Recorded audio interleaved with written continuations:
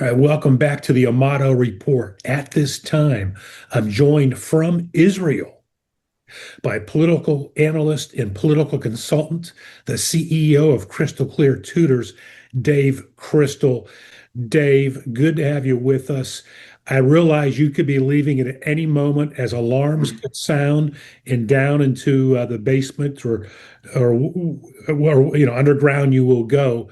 Uh, how are you doing? Do you feel safe there? Well, thanks for having me again, Rick. Greetings from Jerusalem. I've been mostly in Jerusalem and the Tel Aviv area. Safe is a relative term. The vast majority of people killed, every life is important, but the vast majority of those killed in Israel heretofore have not strictly followed the home front commands. Uh, or they followed it, but they followed it too late. So, save for the old days, which were bad enough, Hamas rockets, for which you got maybe 30 to 90 seconds, and Hezbollah rockets, for which you get typically 60 seconds, maybe 90 seconds, maybe 2 minutes. It's a different game now. So you have more time dealing with ballistic missiles from Iran, but the damage they can do is exponentially greater than the average rocket from Hamas or Hezbollah. So it's a different game in terms of, you have more time, but you kind of rather be in the old days where, odds of you dying are far less if you're not in the shelter. Yeah. So the vast majority of those who make it to the shelter are fine. The vast majority of those killed so far either took chances they should not have taken and were out on the street, especially with cluster bombs. You don't want to be taking those chances, or they were running to the shelter, but maybe they were in the shower, maybe they were in the bathroom too late, and they got killed, a few meters away from the shelter. Wow. Um, you've just written a white paper called "The Blood-Soaked Path to Permanent Peace." Mm. It lays out why the previous 12-day war didn't achieve what it was intended to Right. achieve. What do you think is going to happen here? Do you think Trump is going to be successful, or do you believe that? I mean, this IRGC seems to be really. They seem to be, from my perspective here in the West Coast of the U.S., watching the media, they seem to be committed to dying to the last Right. person before any changes are made. Well, they're very entrenched along with the Basij forces, many of whom are volunteers. Um, and they're in basically every neighborhood instilling fear. Going back to what we discussed in the previous episode when you interviewed me, um, Trump's biggest mistake in both terms was when he very flippantly and borderline callously called for tens of thousands of Iranians, mainly young people, Yeah. to march into the street under the terms of, quote, we got your back, and, quote, take over institutions. And we didn't have their back, and they're all dead. And that makes it more, forget about, the moral value of that, that makes it strategically, tactically more difficult for us to overthrow this current regime, because to a disproportionate extent, they were going to be the future leaders. They were going to be the future revolutionaries, maybe the future judges, policemen, army people. You got the idea. So we lost or at least 40,000 of our de facto army that the Shah was going to use to ultimately overthrow this regime. So January was one of the biggest failures in Trump's presidency as far as Iran's concerned, and now we're paying a price for that. Where we go from here, as I wrote in my white paper, we have to change our attitude. For an entire generation plus, Western civilization has fallen prey to the false notion that the life of an enemy is worth almost as much as our life or the life of our soldiers. And we seem to have this de facto limit as to how many we can kill to win a war. Both my grandfathers served the United States of America in World War II in the quote unquote greatest generation. I'm sure you have family members who fought for our country, the greatest generation. And we all know they took no umbrage. They had no qualms about killing millions of Nazis, millions of Japanese, not to mention tens of thousands of innocents in the process, because there's always a fog of war. There are always innocent bystanders, who get killed. In today's culture, we kill 100,000 bad guys, we get accused of being genociders. And we're in a situation where you have to kill at least 100,000 of the bad guys, have any chance of taking over this land and throwing out the current Islamist regime. So yes, they are a death cult, especially Shiite Islamists, but all Islamists are a death cult. And they're more than happy to blow themselves up to blow up Israel. That's why they want to get the nuclear bomb. Mutually assured destruction, which kept us alive in the Cold War, does not work for Islamists who have no problem dying to kill you, which is why it's absolutely essential we remove the ballistic threat, which I personally am now under, all Israelis, all people living in Israel now under. My Huckabee is practically living in what we call a miklat, a safe room, his entire existence here. And obviously, we have to eliminate the nuclear threat. And then the next step is overthrowing the regime.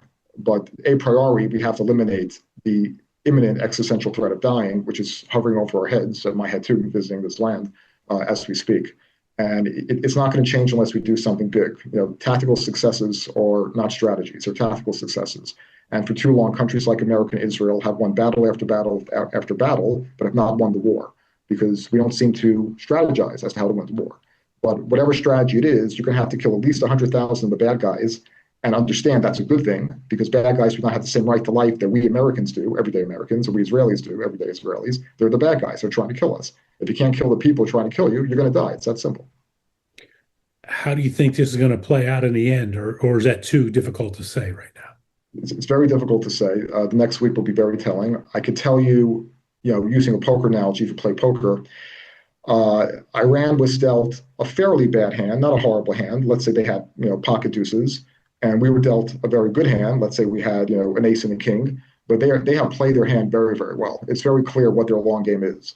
Their long game is to exhaust our interceptors, whether it be the U.S. THAAD interceptors, or whether it be right here in Israel, the Iron Dome and Arrow and David Sling interceptors. And once they do that, even if they're exhausted, they could have Hezbollah and there are other proxies such as the Houthis and proxies in Iraq overwhelm us and slaughter us. That's clearly their plan. They're playing the long game. And the only way to stop that war of attrition, which does not favor us, is to go big or go home. We have to go big now. And if you read my white paper in JFeed, there's some strategic advice as to how to do that. I won't reiterate that, but it's going to require killing a lot of bad guys. And we have to stop allowing the leftist lunatics brainwash us into thinking that we're bad for killing bad guys. If there are 10 bad guys, you kill 10. If there are 10 million, you kill 10 million. In between, you kill in between. There's no statute of limitations as to how many bad guys you could kill. You kill whatever you have to kill to win the war, free the good people of Iran, and facilitate the next government. You talk about killing the bad guys, and not being, not being ashamed or afraid of doing it. It just reminds me of how the International Olympic Committee stopped short of condemning the murder of the Iranian wrestler, 19 years old, who came out and spoke out against the regime. I'm stunned by that. It's a travesty of justice. Yeah, I'm sorry. But go ahead. Europe's gone. I hate to say it. Belgium's gone. France is gone. Maybe England's gone. They allowed immigration, not so much of the quantity, but of the quality that is not loyal to their country, not loyal to Western civilization, not loyal to practically any decent civilization.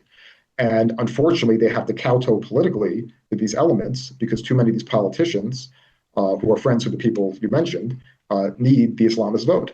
And it's a big demographic systemic problem.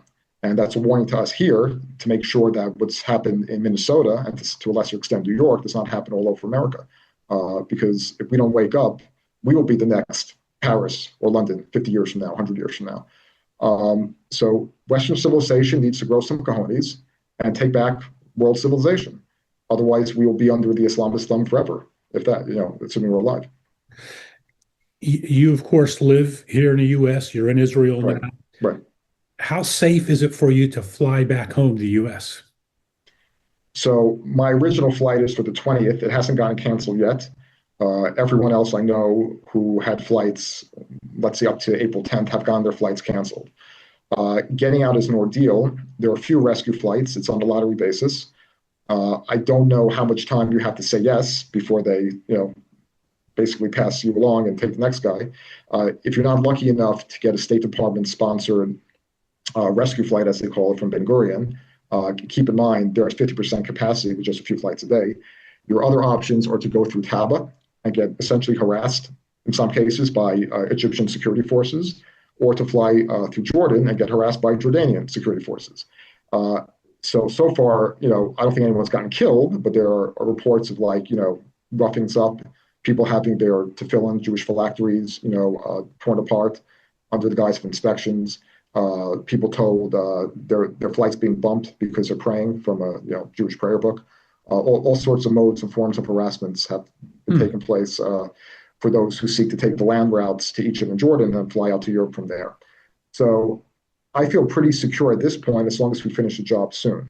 I don't think we're running out of interceptors in the next month. But if the status quo persists, I'm very fearful as to what the day-to-day security situation will be for Israelis or people like me if I'm still stuck here in May, June, and July. Wow. Yeah, that's got to be stressful. Dave Crystal, stay safe. Thank you. Thank you for joining us. And not that you need to, you've covered a lot of good information, but I'll give you, if you want to add any final comments, you're free to. If you guys want to call the White House and tell them, to go big or go home, that's what I suggest. Call your Congress people. But like I said, like I wrote in my article, 40% of Dream's supporters in Iran live in just 13 communities. Okay, there are very few innocents in those communities. Why are we not bombing those communities? That's the first place to start. Once you do that, then the popular uprising, the good revolution against the Islamist revolution in '79, then the popular uprising finally has a chance to succeed. Right now, there's zero chance for success in terms of the popular uprising. They will be mowed down again, just like they were mowed down in January. Yeah. So let's not set ourselves up to fail. Let's be big and bold.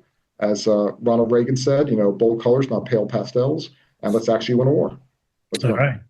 All right, Dave Crystal, again, thank you for joining us, and stay safe.